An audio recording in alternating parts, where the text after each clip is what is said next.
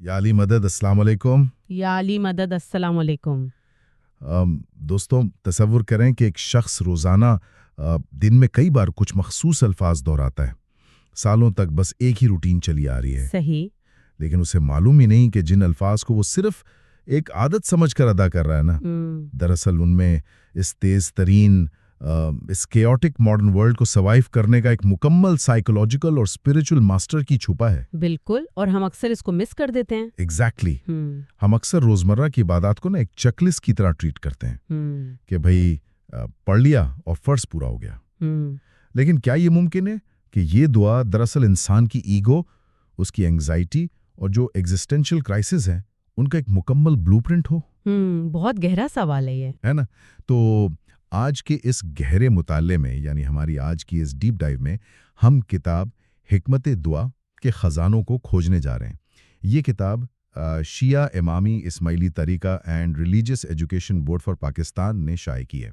Right. और दोस्तों, इस गुफ्तगू को आगे बढ़ाने से पहले हमेशा की तरह एक छोटी सी रिक्वेस्ट है।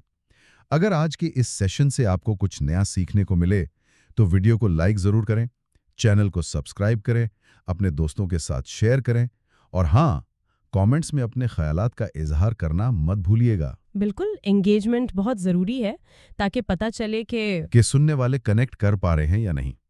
तो आज का हमारा मिशन ये है कि हम इस्माइली दुआ के उन 6 बुनियादी हिस्सों को डीपली एनालाइज करें जिन पर यह खड़ी है, बगैर किसी टेक्स्ट बुक स्टाइल लिस्ट के, एक नेचुरल फ्लो में। ज़बरदस्त। तो शुरुआत बिल्कुल बुनियाद से करते हैं, पार्ट 1 से। पहले हिस्से में ये बात क्लियर की गई है कि दुआ महज मांगने का नाम नहीं है। तो फिर इसकी असल नेचर क्या है? असल में हिकमत दुआ के आगाज में ही जो सबसे बड़ा मिसकंसेप्शन क्लियर किया गया है ना, वो यही है। आम तौर पर हम लोग दुआ को एक ट्रांजैक्शन समझ लेते हैं। ट्रांजैक्शन यानी गिव एंड टेक। हाँ, एग्जैक्टली। कि खुदा के सामने हाथ फैलाए, अपनी ज़रूरियात की एक लंबी लिस्ट पेश की और उम्मीद की कि डिलीवरी बस अब मिल जाएगी, जैसे कोई वेंडिंग मशीन हो। सही कहा। लेकिन किताब में शुरू में ही हवाला दिया गया है एक हदीस का, अद्दुआउ सिलाहुल मोमिन, यानी दुआ मोमिन का हथियार है, और इसे इबादत का मग़ज़ यानी असल एसेंस कहा गया है। जब दुआ का आगाज सूरे अल फातिहा और बिस्मिल्लाहिर्रहमानिर्रहीम से होता है ना, तो ये ट्रांजैक्शन नहीं रहती। ये यूनिवर्स की सबसे बड़ी ताकत के साथ एक बहुत ही प्रोफाउंड रिलेशन बिल्डिंग बन जाती है। अच्छा, रिलेशन बिल्डिंग। तो रहमान और रहीम का जो जिक्र आता है, उसका इस रिलेशन से क्या कनेक्शन है? बहुत डीप कनेक्शन है। रहमान और रहीम का बुनियादी फ़र्क ही इस रिलेशन को डिफाइन करता है। देखें, रहमान वो यूनिवर्सल रहमत है जो इस फिजिकल दुनिया में सब पर बरसती है, चाहे कोई खुदा को माने या ना माने। एग्जैक्टली। हवा, पानी, रिज़्क, ये सब के लिए है। लेकिन जो रहीम है ना, वो स्पेसिफिकली स्पिरिचुअल रहमत है जो आखिरत में या रूहानी सतह पर मोमिनीन के लिए मखसूस है। Oh wow, make sense. इस अजीम फ़र्क को समझने के बाद जब हम अल्हम्दुलिल्लाह रब्बिल आलमीन पढ़ते हैं, तो दरअसल दुनिया की हर फिजिकल और स्पिरिचुअल चीज़ पर से इंसान अपना क्लेम छोड़ रहा होता है और टोटल क्रेडिट सिर्फ और सिर्फ खुदा को दे रहा होता है। Let's understand this objectively. मेरा एक सवाल है यहाँ पर। जी पूछे। देखें, खुदा आलिमुल गैब है, उसे इंसान की ज़रूरियात का, उसके मसाइल और तकलीफ़ों का पहले से इल्म है। वो तो सुप्रीम बीइंग है ना। बिल्कुल है। तो उसे इस बात की क्या ज़रूरत है कि कोई बार बार उसकी तारीफ करे? यानी अल्हम्दुलिल्लाह कहकर यूनिवर्स के क्रिएटर को हम कुछ नया तो नहीं बता रहे? हाँ, ये बहुत आम सवाल है जो जहन में आता है। तो क्या ये तसव्वुर करना ठीक होगा कि दुआ एक्चुअली खुदा की ज़रूरत नहीं है, बल्कि इंसान की अपनी साइकोलॉजिकल और स्पिरिचुअल एंकर है? यानी इंसान अपनी रैपिडली ग्रोइंग ईगो को फ्रेम में रखने के लिए ये सब करता है? एग्जैक्ट मैकेनिज्म यही है। फरियान और लाशऊरी तौर पर देखें, जब किसी को दुनिया में थोड़ी सी भी ताकत, पैसा या सक्सेस मिलती है ना, तो उसकी ईगो इन्फ्लेट होने लगती है। हाँ, वो हवा में उड़ने लगता है। सही बात है। इंसान खुद को इंडिपेंडेंट और ऑल पावरफुल समझने लगता है, और किताब बताती है कि ये स्पिरिचुअल डिक्लाइन की पहली सीढ़ी है। जब अल्हम्दुलिल्लाह कहा जाता है तो इंसान दरअसल अपने दिमाग को रीवायर कर रहा होता है। रीवायर कर रहा होता है, मतलब अपनी औकात याद दिला रहा होता है खुद को। सिंपल वर्ड्स में हाँ, वो अपनी लिमिटेशंस को और खुदा की अल्टीमेट सुप्रीमेसी को एक्नॉलेज करता है। तकब्बुर यानी एरोगेंस किसी भी मोमिन की रूहानी मौत है। वाकई? तो शुक्रगुजारी का ये जो अमल है ना, ये खुदा को अपीज करने के लिए नहीं है, बल्कि खुद को इस एरोगेंस से बचाने का एक एंटीडोट है। ये एक ग्राउंड सेट करता है कि असल ताकत का सरचश्मा कहाँ है, ताकि इंसान रियल वर्ल्ड में ग्राउंडेड रहे। जी ये रियलिटी चेक वाकई बहुत जरूरी है। बिल्कुल। अब जब ईगो चेक में आ गई और एरोगेंस की फाउंडेशन टूट गई, तो अगला लॉजिकल स्टेप हिदायत यानी पार्ट 2 की तरफ जाता है, गाइडेंस की तरफ। सूरह फातिहा में एहदिना सिरातल मुस्तकीम की तलब आती है जी कि हमें सीधे रास्ते पर चला। सही। लेकिन यहाँ फिर एक बहुत बड़ा सवाल दिमाग में पैदा होता है। अगर सोसाइटी के पास ऑलरेडी किताब की शक्ल में मुकम्मल हिदायत मौजूद है, जो एक तरह से परफेक्ट मैप है, तो इस सीधे रास्ते की मुसलसल दरख्वास्त और मजीद हिदायत का क्या जवाब बनता है? यहाँ किताब ने सूरह निसा की एक आयत अतेउल्लाह व अतेउर रसूल व उलिल अम्र मिनकुम का हवाला दिया है, यानी खुदा, रसूल और उलिल अम्र यानी हाजिर इमाम की इताअत। राइट। एक लिविंग गाइड की कंटिन्यूसली जरूरत क्यों पेश आती है? उसकी वजह बहुत सिंपल मगर डीप है, क्योंकि दुनिया स्टैटिक नहीं है। इंसानी सोसाइटी कभी रुकती नहीं है। हाँ, वक्त तो बदलता रहता है। एग्जैक्टली। आज से 1000 साल पहले जो मखसूस समाजी, इखलाकी या इक्तिसादी मसाइल थे, वो आज मुकम्मल तौर पर बदल चुके हैं। आज की इस मॉडर्न एज में आप देखें, आर्टिफिशियल इंटेलिजेंस है, जेनेटिक इंजीनियरिंग है, कॉम्प्लेक्स ग्लोबल इकोनॉमिक्स हैं। बिल्कुल, और नए नए मॉरल डिलेमास हैं। तो एक फिक्स्ड कॉन्टेक्स्ट को इन नए और कॉन्स्टेंटली बदलते हुए हालात पर प्रॉपरली अप्लाई करने के लिए एक जिंदा डायनामिक इंटेलेक्ट की जरूरत होती है। यानी पुराने रूल्स को नए कॉन्टेक्स्ट में समझना। सही। शैतान के वसवसे और नफ्स की जो ख्वाहिशात है ना, वो भी हर दौर में नया भेस बदलकर सामने आती हैं। इसलिए गुमराही से बचने के लिए हिदायत का कंटिन्यूअस और लाइव होना लॉजिकली जरूरी है। राइट। उलिल अमर या हाजिर इमाम की इताअत इसलिए लाजमी कर दी गई है क्योंकि वो उस इटर्नल विजडम और उन बदलते हालात के दरमियान एक ब्रिज बनाते हैं।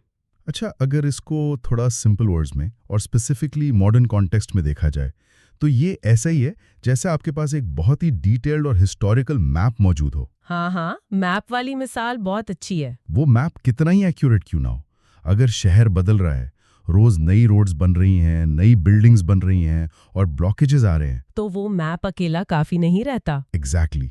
मंजिल तक प्रॉपरली पहुंचने के लिए आपको एक लाइव जीपीएस की जरूरत होती है।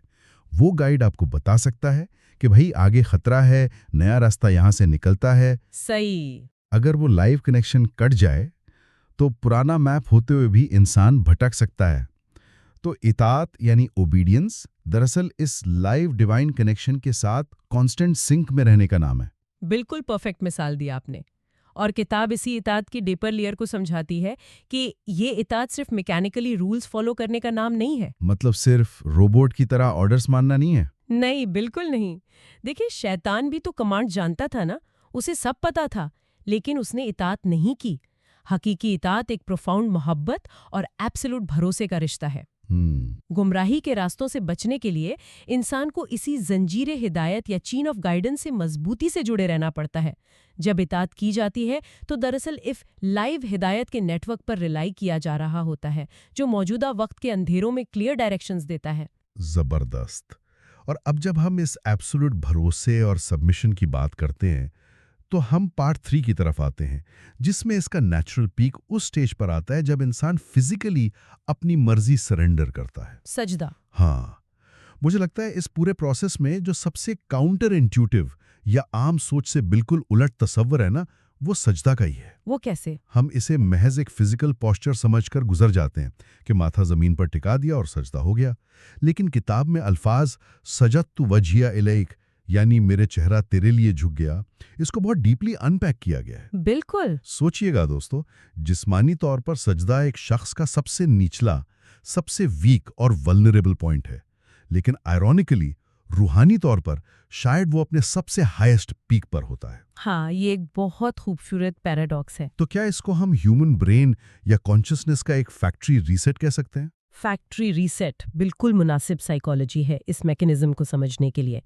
देखें, चेहरा किसी भी शख्स की सेल्फ आइडेंटिटी होता है, उसका सोशल स्टेटस, उसका ईगो, उसकी प्राइड की सबसे बड़ी अलामत होता है उसका फेस। जब वो उसी पहचान को मिट्टी पर, जमीन के बिल्कुल निचली सतह पर रख देता है खुदा के हुजूर, तो वो दरअसल अपनी मैं को डिमोलिश कर रहा होता है। अपनी आय को खत्म कर रहा होता है। एग्जैक्टली वो प्रैक्टिकली कन्फेस कर रहा होता है कि उसकी अपनी कोई इंडिपेंडेंट एग्जिस्टेंस या कोई मुतलक पावर नहीं है। जब ईगो फाइनली खाली हो जाती है ना, सिर्फ तभी कलमा तौहीद का असल शऊर बेदार होता है कि खुदा के सिवा कोई पावर नहीं। राइट। और जब इंसान डीपली इस जीरो स्टेट को इंटरनलाइज कर लेता है ना, वहां से तवक्कुल जन्म लेता है, यानी total reliance on God. Wait, यहाँ तवक्कुल के तसव्वुर पर मैं थोड़ा डेविल्स एडवोकेट बनकर पुशबैक देना चाहूंगा। जरूर। सर, तवक्कुल को फेटलिज्म, इनएक्टिविटी या किस्मत परस्ती समझ लिया जाता है। एक आर्गुमेंट ये आता है कि अगर सब कुछ खुदा पर ही छोड़ देना है, टोटली सरेंडर कर देना है, तो फिर ह्यूमन फ्री विल, एम्बिशन और प्रैक्टिकल कोशिश का क्या मकाम बचा? ये बहुत कॉमन मिसअंडरस्टैंडिंग है ना? क्या तवक्कुल का मकसद ये है कि बस एक्शन रोक दिया जाए और मिरेकल का इंतजार किया जाए? आज के दौर में जहां प्रोग्रेस और हसल पर इतना फोकस है, वहां सरेंडर का ये आइडिया डायरेक्टली क्लैश नहीं करता? ये क्लैश उस वक्त तक मौजूद रहता है जब तक तवक्कुल के स्ट्रक्चर को रॉन्गली इंटरप्रेट किया जाए। किताब स्पेसिफिकली इस मिस इंटरप्रिटेशन को एड्रेस करती है। अच्छा। तवक्कुल का मतलब एक्शन, मेहनत या ह्यूमन एजेंसी को खत्म करना बिल्कुल भी नहीं है। तवक्कुल का फोकस एफर्ट को छोड़ना नहीं है, बल्कि फाइनल आउटकम यानी नतीजे से मुतालिक जो एंग्जाइटी है ना, उसको छोड़ना है। ओह, आउटकम की एंग्जाइटी को छोड़ना। हाँ, इंसान का कंप्लीटली रिलीजियस और प्रैक्टिकल फर्ज है कि वो अपना मुकम्मल जोर लगाए, तमाम अवेलेबल रिसोर्सेज इस्तेमाल करे और अक्लमंद डिसीजंस लें। अपना 100% दे। बिल्कुल। लेकिन उस रिगरस कोशिश के बाद जो भी नतीजा निकले, उसे मुतलक सुप्रीम विजडम समझकर कबूल करे। आज की मॉडर्न लाइफ की सबसे बड़ी एपिडेमिक क्या है? क्रॉनिक एंजाइटी और मेंटल एग्जॉस्शन। सही बात है, हर कोई स्ट्रेस्ड है। और ये स्ट्रेस कहाँ से आता है? इस इल्यूजन से कि इंसान आउटकम को 100% कंट्रोल कर सकता है। तवक्कुल उस मॉडर्न एंजाइटी का परफेक्ट इलाज है।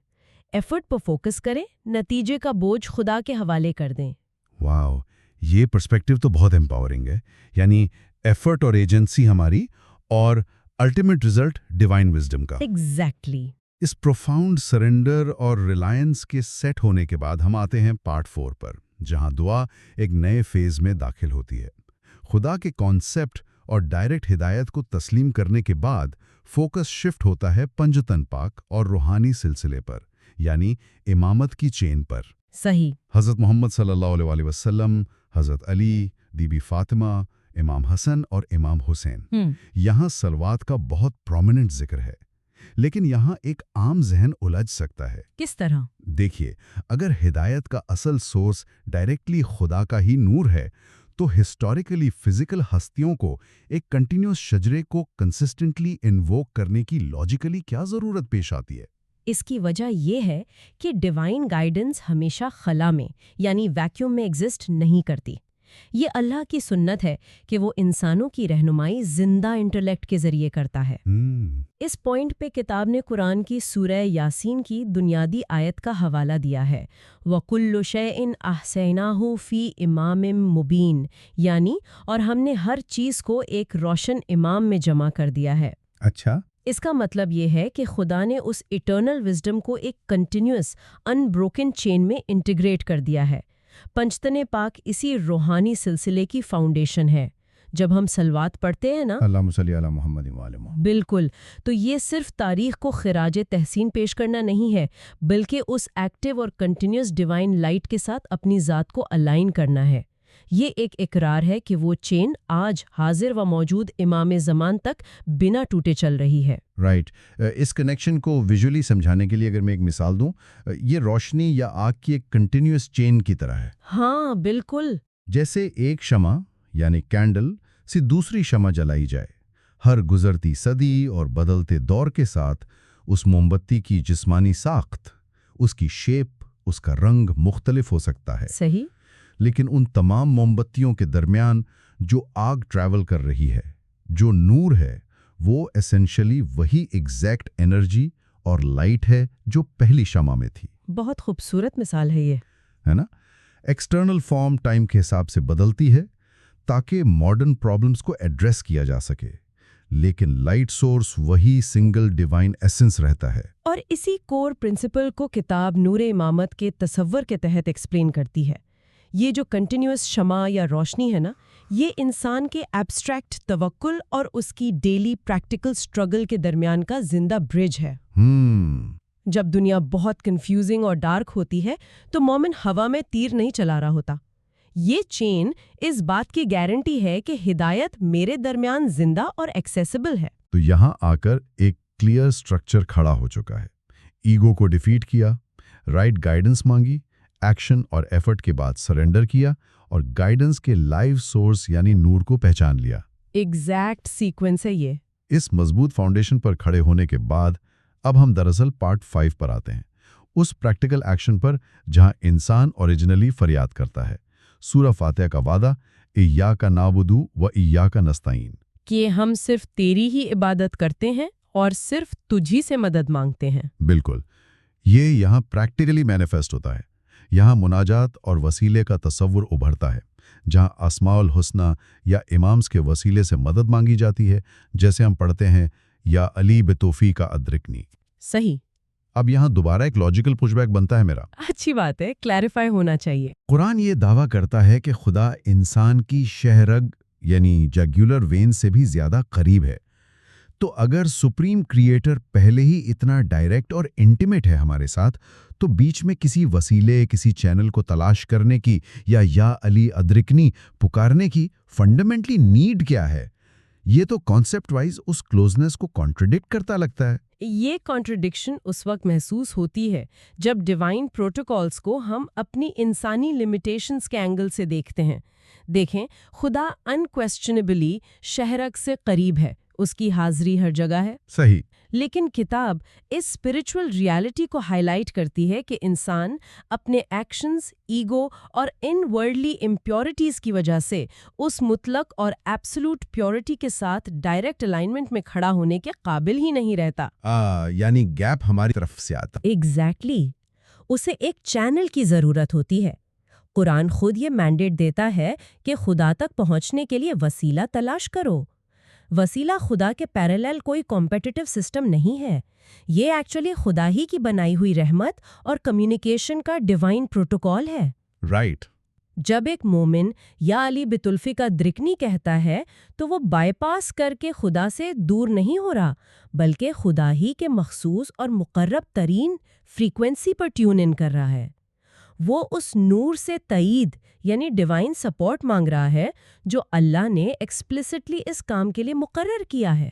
ओह, यानी ये अथॉरिटी को बाईपास करना नहीं है, बल्कि चैनलाइज करना है। बिल्कुल सही पकड़ा आपने। मैं इसको ऐसे सोच रहा था जैसे एक इंतहाई हाई वोल्टेज इलेक्ट्रिसिटी का कॉस्मिक ग्रिड हो। हाँ, और कोई भी आम डिवाइस उस डायरेक्ट ग्रिड में प्रॉपर्ली प्लग इन नहीं हो सकता ना। उसे सही तरह फंक्शन करने और जलने से बचने के लिए ट्रांसफॉर्मर्स और एस्टैब्लिश्ड वायरिंग सिस्टम्स की जरूरत होती है। क्या मिसाल दिया। एग्जैक्टली। वसीला दरअसल खुदा की उस इनफिनिट अनकंटेनेबल पावर को और इंसान की एक्सट्रीमली लिमिटेड कैपेसिटी को आपस में कंप्लीटली सेफली और प्योरली कनेक्ट करने का एक ट्रांसफॉर्मर या ब्रिज है। जबरदस्त एनालॉजी है ये। तो इस पॉइंट पर आकर इंसान फाइनली एडमिट करता है कि मेरे अपने इंटरनल आमाल और मेरिट में इतनी जोजिश नहीं है कि मैं खुद से सैल्वेशन पा सकूं, इसलिए माफी और रूहानी मदद रिक्वायर्ड है। एग्जैक्ट। यही वजह है कि इस मकाम पर आकर इंसान का बातिन, उसकी इनर सेल्फ प्योरिफिकेशन के पीक पर चला जाता है।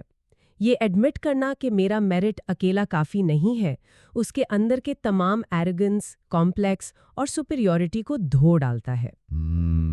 वसीले के जरिए मांगी गई मुनाजात बातिन का सारा कचरा और इनर टर्मोइल क्लियर कर देती है। और जब इंसान अंदर से पूरी तरह साफ हो जाए, उसकी इनर केओस खत्म हो जाए, तब वहां जेन्युइनली एक चीज प्लेस लेती है, और वो है सलामती, जो कि प्रैक्टिकली हमारे इस आउटलाइन के आखिरी हिस्से यानी पार्ट 6 को डिफाइन करती है। दुआ का इख्तिताम। हाँ, दुआ का कंक्लूजन। जब कोई शख्स ईगो तोड़ने से लेकर मदद की गुहार लगाने तक इतने इंटेंस स्पिरिचुअल और साइकोलॉजिकल मैराथन से गुजरे, तो इसका एंडिंग इम्पैक्ट कैसा होना चाहिए? किताब इस छठे हिस्से में सलामती, सुकून और कंप्लीशन का क्या व्यू देती है? ये इख्तिताम फिलॉसफी और प्रैक्टिस का इंतहाई खूबसूरत ब्लेंड है। दुआ का उरूज जब माफ़ी और ताईद पर पहुंचता है तो उसके नतीजे में जो चीज़ नाजिल होती है वो है सलाम। सलाम। सलाम का आसान लुग़वी तर्जुमा ही पीस, सुकून या सलामती है। इस हिस्से में एक मर्तबा फिर सलवात अदा की जाती हैं और फिर फिजिकली दाएं और बाएं सलाम किया जाता है। Right and left. हाँ, ये इस बात का ऐलान है कि खुदा के हुजूर से, उस रूहानी ग्रिड से जो डिवाइन पीस और ट्रैंक्विलिटी मिली है, इंसान अब उसको महदूद नहीं रख रहा अपने अंदर, बल्कि दुनिया में डिस्पर्स कर रहा है। राइट। इसको हम अपनी ह्यूमन इंटरेक्शन से रिलेट कर सकते हैं। मेरा मतलब है ये एक्सपीरियंस बिल्कुल ऐसा ही है जैसे कोई एक बहुत ही profound mind clearing meditation session या इंटेंस थेरेपी से बाहर आए हो। बिल्कुल। अंदर का सारा इमोशनल और मेंटल बोझ खत्म हो चुका होता है। उस वक्त इंसान इतना इंटरनली कंटेंट और चार्ज्ड होता है कि वो उस पीस को इजीली एब्जॉर्ब करके प्रैक्टिकल दुनिया में अपनी डेली रूटीन में कदम रखता है। सही कहा। असली ऑब्जेक्टिव ये मालूम होता है कि वो सलामती अब सिर्फ प्रेयर मैट तक ना रहे, बल्कि ऑफिसेज में, घरों में और सड़कों पर भी स्प्रेड हो। True index of successful prayer ये लगता है कि दुआ पढ़ने के बाद दुनिया के साथ उस बंदे के इंटरेक्शन में अमन और सुकून रिफ्लेक्ट हो। बिल्कुल ठीक एसेस किया आपने। अगर इस मुसलसल और डीप स्पिरिचुअल प्रोसेस से गुजरने के बाद भी जहन में बेचैनी और अमल में नफरत या रेस्टलेसनेस बाकी है ना, तो इसका मतलब प्रोसेस प्रॉपरली हुआ नहीं। एग्जैक्टली। नतीजा वाज़ेह है कि दुआ की डीपर हिकमत प्रोसेस ही नहीं हुई।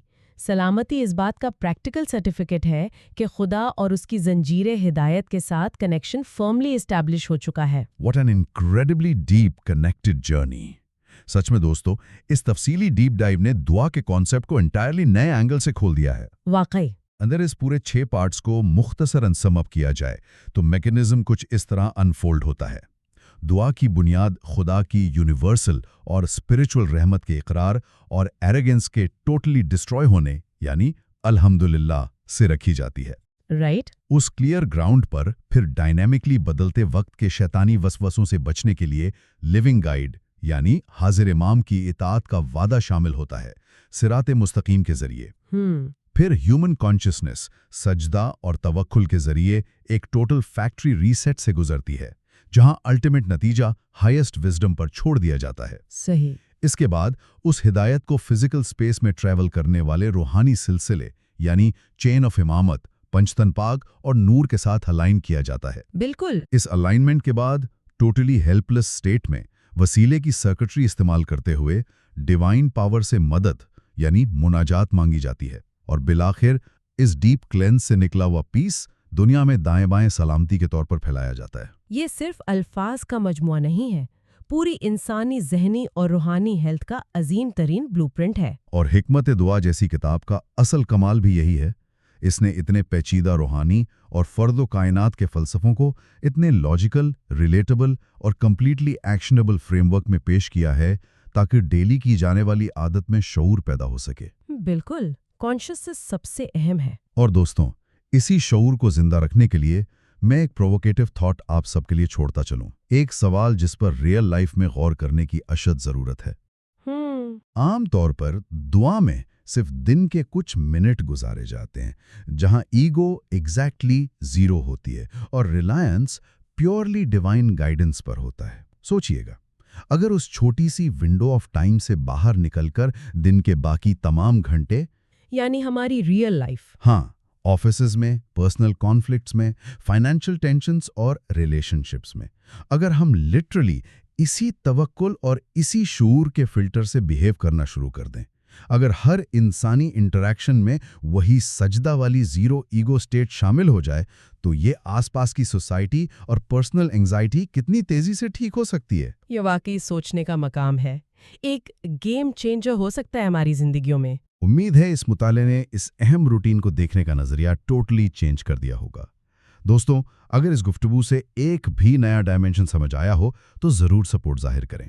वीडियो को लाइक करें, ऐसे कंटेंट के लिए सब्सक्राइब करें और इस नॉलेज को अपने सर्कल्स में शेयर करें। और सबसे अहम बात, अपने थॉट्स जरूर शेयर करें। बिल्कुल, कमेंट्स में लिखकर लाजमी बताएं कि आज की गुफ्तगू में वो कौन सा स्पेसिफिक इनसाइट था जिसने जहन सबसे ज्यादा खोला।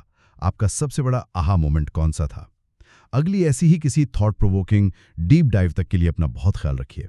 खुदा हाफिज। खुदा हाफिज।